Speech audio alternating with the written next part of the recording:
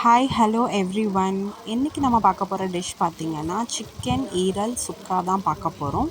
வாங்க எப்படி செய்கிறதுன்னு பார்க்கலாம். பேனில் எண்ணெய் ஊற்றிட்டு வெங்காயம், தக்காளி, ஒரு பச்சை மிளகாய், இஞ்சி பூண்டு பேஸ்ட் இதெல்லாம் போட்டு நல்லா வதக்கிட்டு அதுக்கப்புறம் வாஷ் பண்ணி வச்சுருக்க ஈரலையும் போட்டு நல்லா பிரட்டி விட்டுக்கோங்க.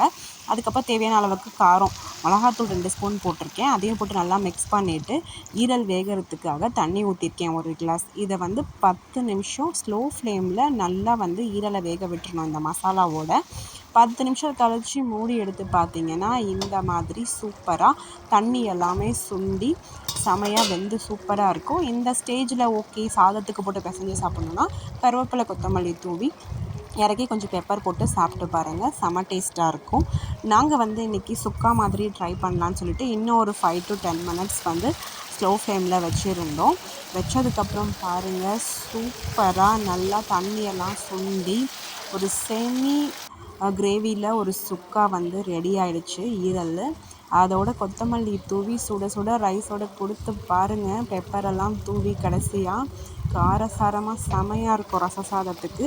அடிக்கடி இதே மாதிரி செய்யுங்கன்னு சொல்லி திரும்பி திரும்பி கேட்பாங்க. ட்ரை பண்ணி பாருங்கள்.